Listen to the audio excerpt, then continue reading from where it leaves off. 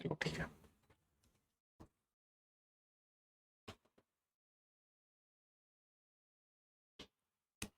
अब एक क्वेश्चन और है, ये अपना बीएससी पार्ट फर्स्ट था वो कंटिन्यू है। क्वेश्चन क्या है, गणितीय आगमन के सिद्धांत से गणितीय आगमन के सिद्धांत से सिद्ध करो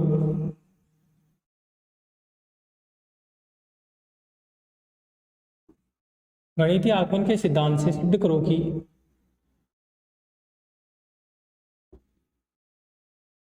क्या सिद्ध करना है, 1/1.3 प्लस 1/3/5।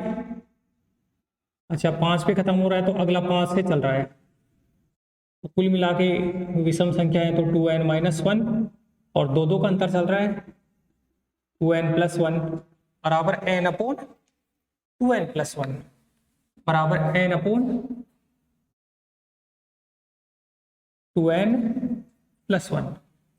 ये क्वेश्चन है।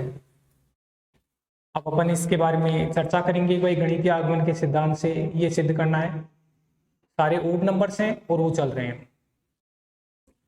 प्रूफ पार्ट वैसे ही है जैसा पिछले क्वेश्चन का किया है। भाई गणितीय आगमन के सिद्धांत पे तो दोस्तों क्या होता है, देखो एक बार फॉर्मेट समझ में आ गया ना कि n/1 के लिए n/2 के लिए सत्य बता देते हैं, n/m के लिए मान लेते हैं और n+1 के लिए फिर से बता देंगे, तो फिर चाहे कोई भी क्वेश्चन हो आपका उसको बहुत आसानी से अपन सिद्ध कर सकते हैं। गणितीय आगमन के सिद्धांत के ऊपर ये एक और इम्पोर्टेंट क्वेश्चन है जो पहले किसी ना किसी एग्जाम में आया हुआ है।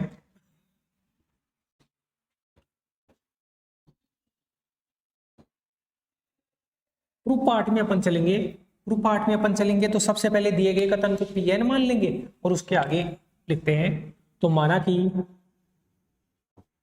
कि दिया गया कथन है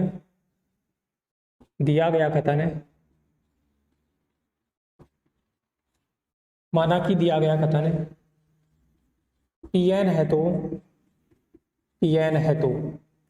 भाई Pn उसको ये लिख दिया, ये जो कथन दिया है 1/13 1/3/5 आगे चलेगा ये 1/2n-1 2n+1 बराबर ये कितना है n/2n+1। ये जो दिया गया कथन है उसको ये लिख दिया।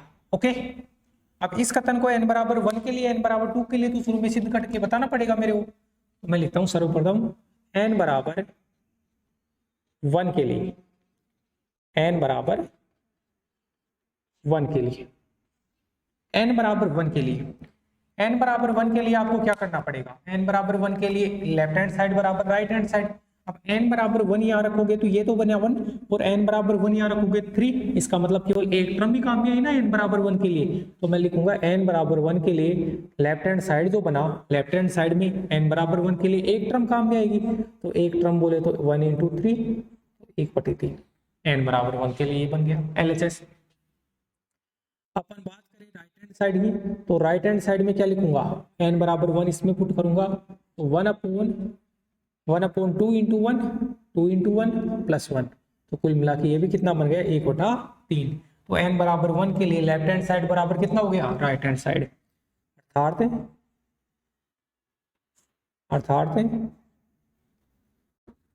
n/1 के लिए लेफ्ट हैंड साइड बराबर राइट हैंड साइड, n/1 के लिए लेफ्ट हैंड साइड बराबर राइट हैंड साइड, अर्थात दिया गया कथन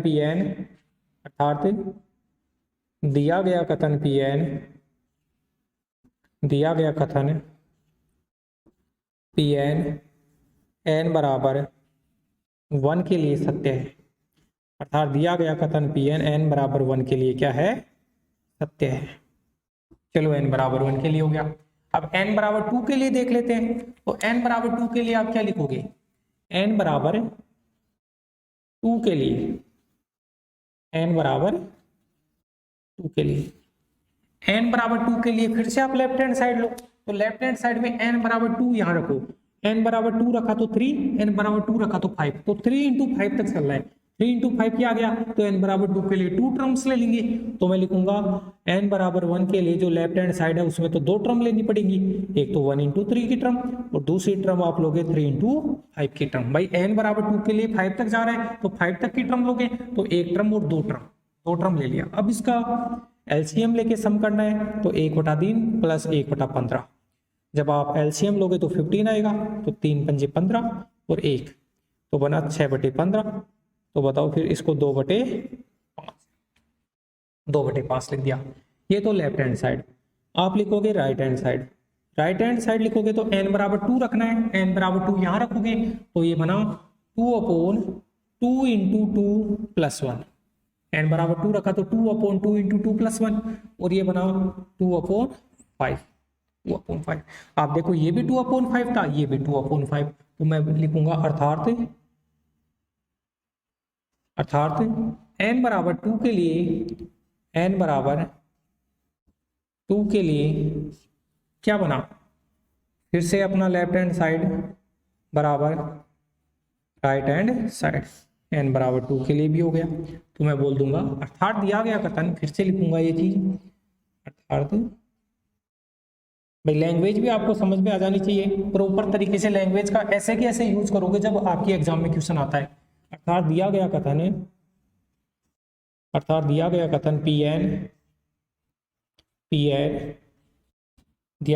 Pn है वो n बराबर 2 के लिए क्या है, n बराबर 2 के लिए सत्य है। अर्थात दिया गया कथन जो Pn है वो n बराबर 2 के लिए सत्य है। अब n बराबर 1 के लिए सत्य हो गया, n बराबर 2 के लिए सत्य हो गया, तो n बराबर m के लिए अपन मान लेंगे, और n बराबर m के लिए मान लेंगे तो n बराबर m प्लस 1 के लिए क्या कर देंगे, सिद्ध कर देंगे। चलो अपन n बराबर m के लिए मान लेते हैं। ओके, तो मैं लिखूंगा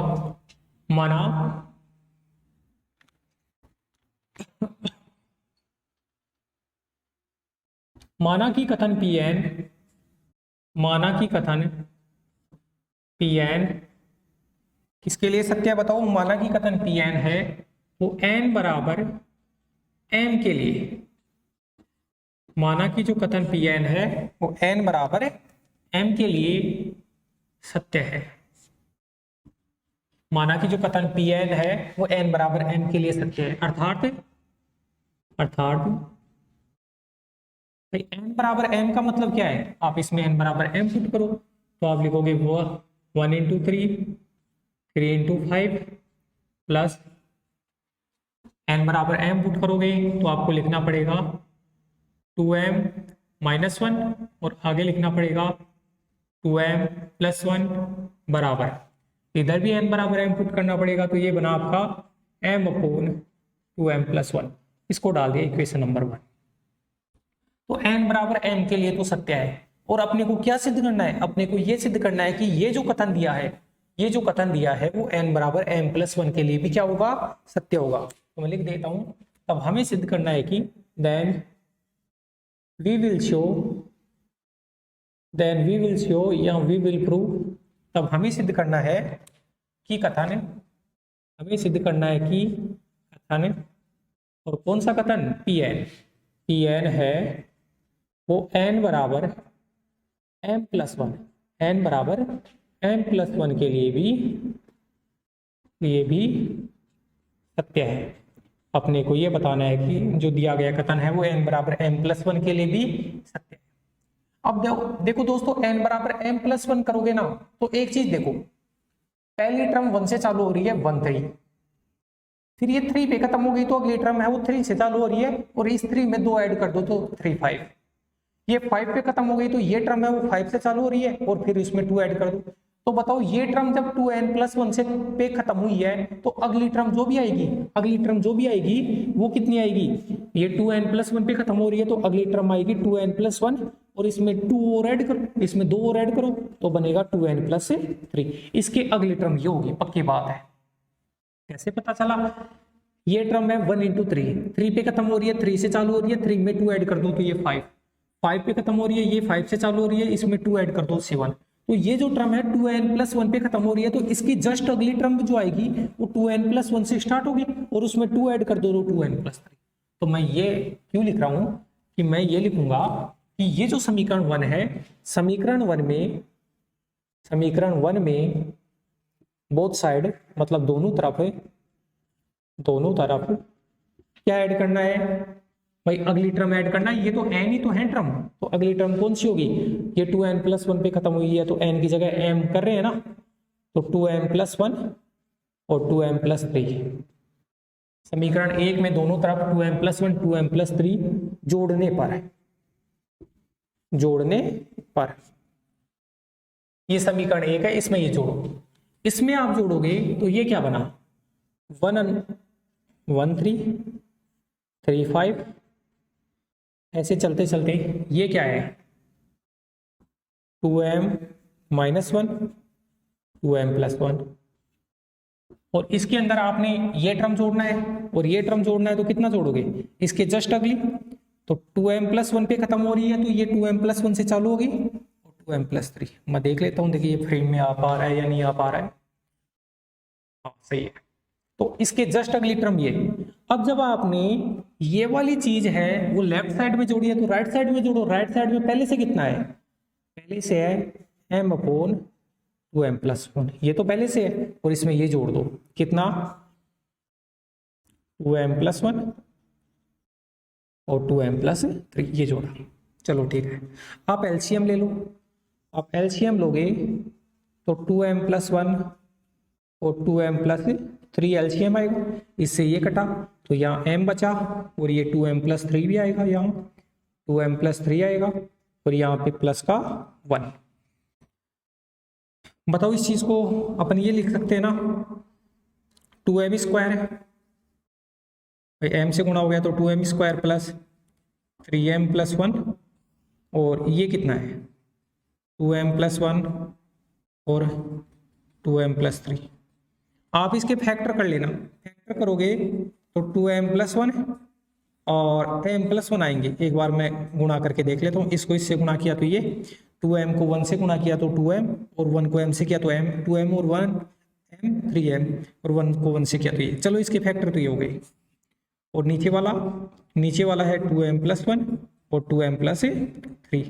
ऐसा करने से ये 2m+1 तो कैंसिल हो गया और जो बचा ये कितना है m+1, ये बचा उसमें ये तो m+1 है, ये 2m+1 है, ये 2m+3 है ना। इस 2m+3 को मैं ऐसे लिख दूं 2m+1+1, तो बताओ कोई ऑब्जेक्शन थोड़ी है। इस 2m+3 को ये लिख दिया 2m+1+1, आप इसको गुणा करके देख लेना यही आएगा। तो आप एक बार इतना उतारिए दोस्तों, इसमें आपको कोई ऑब्जेक्शन नहीं होना चाहिए। ये जो पार्ट मैंने बताया है बिल्कुल सिंपल है। n बराबर m के लिए माना, n बराबर m+1 के लिए अपन प्रूव कर रहे हैं इसमें। आप इसको राइट डाउन कीजिए, फिर अपन आगे बढ़ते हैं इसमें।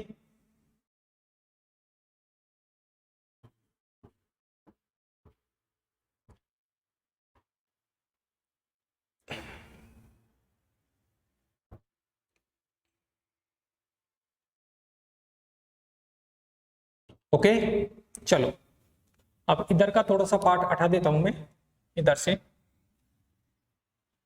मैं क्वेश्चन को तो रहने देते हैं।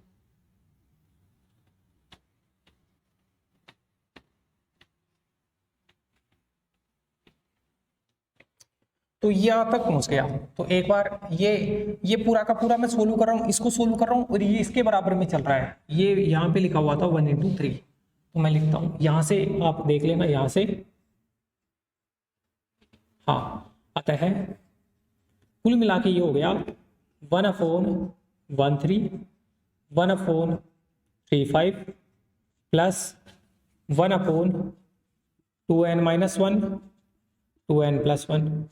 इसकी अगली टर्म जो बनी प्लस का 1/, अब 2n+1 पे खत्म किया तो 2n+1 से चालू करो, 2n+1 2n+3 बराबर। राइट साइड में कितना बना, राइट साइड में बना m+1 और 2m+1+1, ठीक है। तो कुल मिला के दोस्तों ये जो कथन था वो n बराबर m+1 के लिए भी सत्य हो गया। अच्छा ये m था ना इधर, तो चलो इसमें थोड़ा सा करेक्शन करके यहाँ 2m-1 और 2m+1 लिख दिया, और यहाँ भी आप 2m-1 2m-1 2m+1, ये 2m+1 पे खत्म हुआ है, तो इसको 2m+1 से चालू करो और 2m+3 कुल मिला के। तो ये जो कथन था वो n बराबर m+1 के लिए भी सत्य हो गया। पता कैसे चला कि n की जगह m+1 रखो, यहाँ n की जगह m+1 रखोगे तो ये टर्म बनेगी, n की जगह m+1 रखोगे तो ये बनेगा 2m+2 और 1 2m+3, तो लेफ्ट हैंड पार्ट तो ये बना, और n की जगह इस n की जगह m+1 रखा तो ये m+1 ऊपर आ गया, ये 2 ऐसे कैसे, इस n की जगह m+1 आ गया और +1, ठीक है ना। इसका मतलब ये जो दिया गया कथन Pn था वो n बराबर m+1 के लिए भी क्या हो गया, सत्य हो गया। मैं लिखूंगा अर्थात दिया गया कथन Pn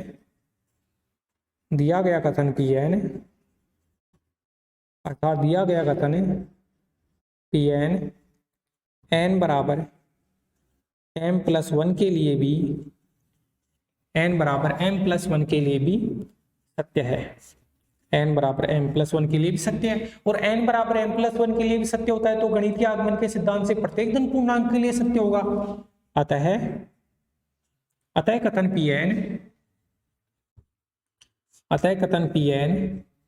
गणितीय आगमन के सिद्धांत से प्रत्येक धन पूर्णांक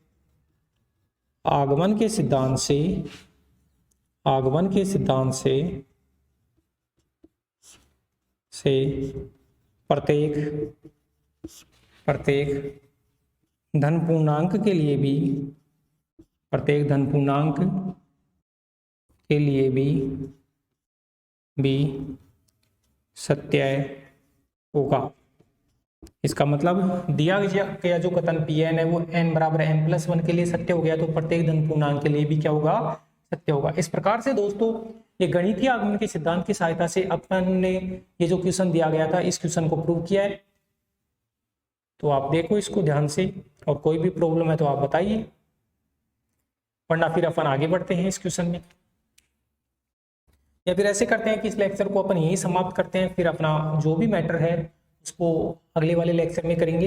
तो दोस्तों कुल मिला के अपने को ये पता चला कि गणितीय आगमन के सिद्धांत में क्या करते हैं कि जो भी कथन Pn दिया गया है उसको n बराबर 1 के लिए सत्य बता देते हैं, n बराबर 2 के लिए सत्य बता देते हैं, n बराबर m के लिए मान लेते हैं, n बराबर m+1 के लिए प्रूव करके बता दो तो दिया गया कथन प्रत्येक धन पूर्णांक के लिए सत्य हो जाएगा। बस यही गणितीय आगमन का सिद्धांत है। अब क्वेश्चन वो कोई भी दे सकता है तो आप कर देना आराम से, ठीक है दोस्तों। इसी के साथ धन्यवाद, ये लेक्चर अपन यही समाप्त करते हैं। अब अपन अगले लेक्चर में कुछ नए क्वेश्चंस के साथ करेंगे और गणितीय आगमन का सिद्धांत है उसको कंटिन्यू करेंगे आगे, ठीक है। धन्यवाद।